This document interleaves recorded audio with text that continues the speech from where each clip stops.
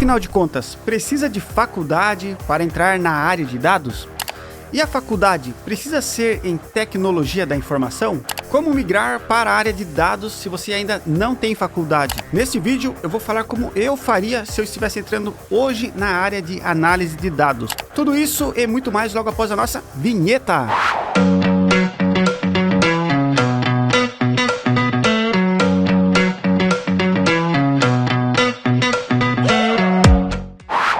Fala aí pessoal, beleza? Meu nome é Bruce Fonseca, eu sou especialista em Business Intelligence, trabalho com análise de dados aqui nos Estados Unidos e eu criei esse canal para deixar você muito bem informado do nosso universo da análise de dados. E se você quer apoiar o meu trabalho, já deixa aquele like que vai me ajudar muito, beleza? E agora vamos para o vídeo. E vamos começar falando pela realidade do mercado. Qual que é a formação de quem está trabalhando com análise de dados hoje? Pessoal, a análise de dados é uma área relativamente nova. Eu trabalho com dados aí, diretamente com dados aí, pelo menos desde 2011. E naquela época, a análise de dados não era algo tão falado como é hoje em dia.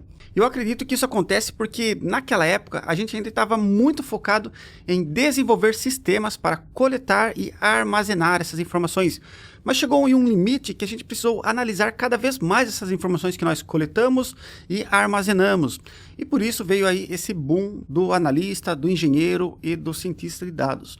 Mas o analista de dados, lá em 2010, 2015, basicamente ele era chamado como analista de informações gerenciais, que era basicamente um planilheiro. E o planilheiro basicamente era uma pessoa que coletava informações de diversas fontes, pegava informação da internet, TXT, banco de dados, Access, macro, VBA, formatava tudo e conseguia desenvolver algumas análises. E nessa época ainda não havia formação em ciência de dados, análise ou engenharia de dados. O que nós tínhamos nessa época era basicamente especialização ou MBA em Business Intelligence, que foi o que eu fiz, ou ciência de dados. E com o passar do tempo foram surgindo novos cursos se especializando cada vez mais. Porém, a maior parte das pessoas que estão nessa área, elas vêm de uma época mais antiga. Tem muitas pessoas no mercado que são de sistemas de informação, muitas pessoas que vieram de áreas de negócio, assim como eu, porque eu sou formado em administração, mas sinceramente eu conheço pessoas trabalhando de todas as áreas, jornalista, educação física, matemática, engenharia, contabilidade, logística, tem de monte também. E claro, tem pessoas que não têm ensino superior, trabalham na área e estão muito bem na área. E isso basicamente porque é um mercado muito diversificado, é um mercado novo e é um mercado que não é regulamentado. Mas eu queria deixar muito claro que você não ter ensino superior nessa área não é uma regra, é uma exceção. Ou seja, cada 100 pessoas que você conhecer nessa área, sei lá, talvez 5 ou menos pessoas não vão ter ensino superior. O normal é que todos tenham ensino superior. Mas se você for parar para pensar, é um mercado tão dinâmico, tão flexível, que muda tão rápido que o ensino superior não consegue acompanhar as mudanças do mercado e nem prever as tendências futuras desse mercado. Ou seja, é um mercado tão flexível, tão amplo, que muda tão rápido que o ensino superior não consegue acompanhar essas mudanças do mercado. Mas se não consegue acompanhar, por que ter ensino superior? E nesse ponto aqui, até eu me pergunto, por que tem ensino superior, né? Se eu vou precisar utilizar Power BI, SQL, Python, fazer alguns cálculos. Mas, na verdade, é que o ensino superior ele acaba trazendo com você uma base, um fundamento de conhecimento. Por exemplo, eu sou formado em administração. Eu uso meu conhecimento de administração para analisar dados? Diretamente, não. Mas eu aprendi sobre supply chain, sobre financeiro, contabilidade, RH, cálculo, estatística e outras matérias que, no meu dia a dia, diretamente não influenciam, mas indiretamente elas dão toda uma base, todo um fundamento para que eu possa tomar melhores decisões e também analisar melhor os meus dados. Mas os conhecimentos principais que eu preciso no meu dia a dia, com certeza são as ferramentas, e essas ferramentas eu aprendo com cursos livres, sem a necessidade de fazer um ensino superior para isso. Inclusive, eu sou formado em administração, fiz um MBA em Business Intelligence, e nem administração e nem Business Intelligence estão ligados diretamente às minhas análises. Mas como eu falei antes, todo esse fundamento, esse conhecimento que trouxe comigo na formação, me ajudam no meu dia a dia. E eu acredito que é por isso acredito que as pessoas gostam de contratar pessoas com ensino superior. E por que eu falo que eu acredito? É porque como o mercado está repleto de pessoas com ensino superior e que eventualmente podem saber Power BI, SQL e Python, os recrutadores dão preferência para contratar pessoas que têm ensino superior. Porém, quando eles não têm uma pessoa que tem esse conhecimento técnico ou essa experiência analisando dados ou trabalhando na área de dados, aí sim eles começam a ver pessoas que não têm ensino superior. Então, o que eu diria para você? Que o ensino superior, ele é um filtro quando o recrutador está buscando candidatos. Ou seja, ele vai lá e fala assim, olha, eu quero ensino superior. E quando você vê uma vaga, você vai até ver lá, em áreas de engenharia, finanças, estatística, matemática ou afins, algo nesse tipo. Por quê? São áreas de exatas e essas áreas de exatas levam os recrutadores a acreditar que você vai ter uma base mais voltada aí com um raciocínio lógico, um pensamento analítico, e eles acreditam que isso pode agregar muito valor no dia a dia de trabalho. Mas porém, quando eles verificam que eles não conseguem, que esse filtro não funciona, eles começam a ver pessoas de outras áreas, pessoas sem ensino superior e por aí vai. Porque como eu disse antes, não é uma área regulamentada, é uma área flexível que muda muito, onde o mais importante nisso é ter resultado, é ter experiência, é você saber utilizar uma ferramenta corretamente e resolver problemas utilizando essas ferramentas e conceitos que você adquire em treinamentos e também na experiência, no dia a dia da profissão em análise de dados. Então eu diria para você que ensino superior é um filtro, porque esse filtro, na cabeça dos recrutadores, pode sugerir que você tenha ali mais embasamento, mais conhecimento que vai ser utilizado na área que eles estão precisando, no caso, análise de dados. E o mesmo vale para pós-graduação ou MBA, mestrado e doutorado. Ou seja, quanto maior o seu nível de estudo, melhor para a empresa, melhor para o recrutador. Você vai com certeza impressionar mais o recrutador. Porém, o que vai contar mesmo é se você realmente consegue fazer uma análise, sabe manipular dados, sabe utilizar o seu Power BI, o seu SQL, talvez o seu Python ali também. E aí você fala assim, pô professor, eu não tenho pós-graduação e muito menos ensino superior. O que eu faço para entrar na área de dados? Tá todo mundo fala por aí, tem os gurus falando que não precisa de faculdade, como que eu faço aí? E aí o que eu sugiro para você? Você quer entrar na área de dados? Qual que é a forma mais barata e que vai custar menos tempo de você testar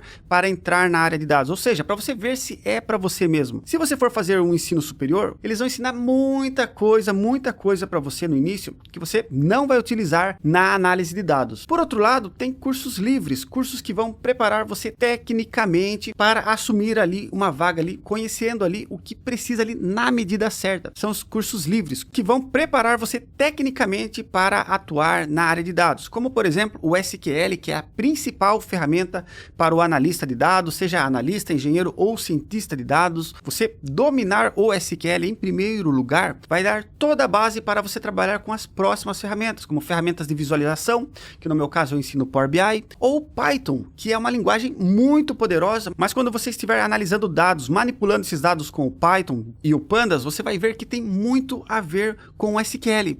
Porém, se você começar pelo Python, você vai sentir um impacto muito maior, porque você vai ter que aprender muito mais coisa até fazer as suas primeiras análises. Enquanto com o SQL, você faz alguns scripts, nos primeiros scripts, você já vai estar analisando dados. E é por isso que eu falo tanto aqui, aprendam SQL, estude SQL antes das outras ferramentas. Começar pelo Python é um tiro no escuro. Você pode ficar muito bom ou você pode ficar traumatizado.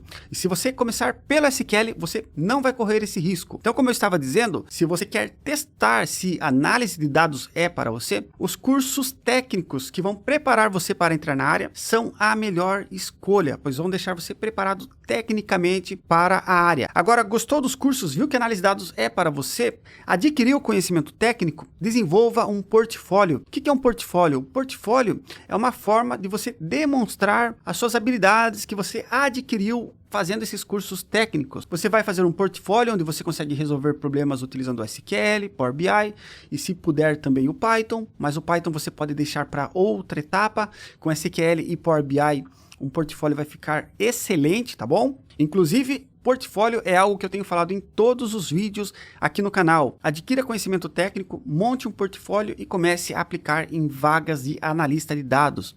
E aí, agora que está o pulo do gato, o que eu sugiro para os meus alunos? O que eu falo? Olha, você não tem ensino superior? Não esquenta a cabeça, adquira conhecimento técnico. Gostou do conhecimento técnico? Montou seu portfólio? Se inscreva em um ensino superior à distância. Preferencialmente, o que eu sempre sugiro para os alunos é tente estudar ciência de dados, isso vai trazer mais conhecimento para você e vai aumentar aí os seus horizontes, você vai conhecer além dessas ferramentas que eu ensino para vocês. E quem sabe, depois da análise de dados, você não queira evoluir sua carreira e seguir para a ciência de dados. Então, eu sempre sugiro para os alunos ir para o lado da ciência de dados quando for pensar em um ensino superior, mesmo que seja um ensino superior à distância. Você estar estudando análise de dados vai quebrar essa objeção dos recrutadores.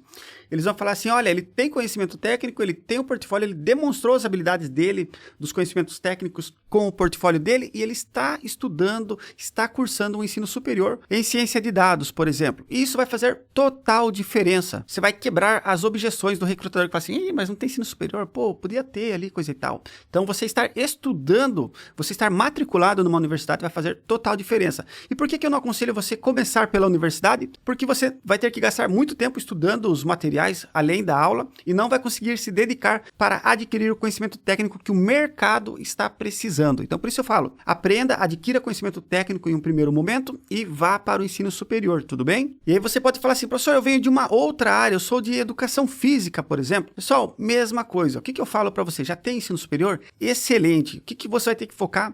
Conhecimento técnico. Muito bem SQL, Power BI, dentro do Power BI, modelagem de dados, conceitos de Business Intelligence, dominar o DAX, isso vale para os outros também, tá? Tudo isso que eu estou falando vale para todo mundo. Não é só para quem já tem ensino superior. Todos precisam aprender essas coisas que eu estou falando para vocês. E aí, adquirir o conhecimento técnico, se puder, se inscreva, se matricule em uma pós-graduação voltada para a área de dados. Pós-graduação a gente tem em Analytics e em Ciência de Dados. O que eu recomendo?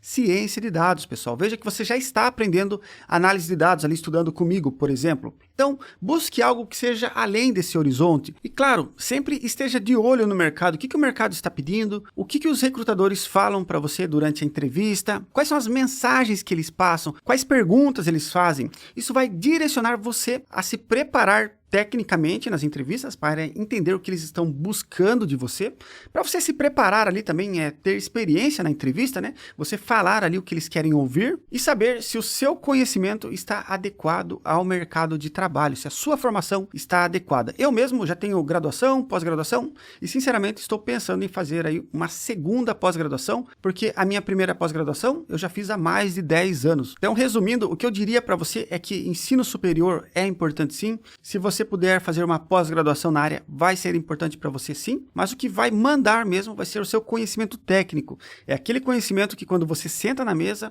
você consegue executar um teste, fazer uma análise e ajudar as pessoas que estão te contratando a usarem os dados para extraírem insights ali daqueles dados e você apoiar elas na tomada de decisão. Isso sim vai fazer toda a diferença.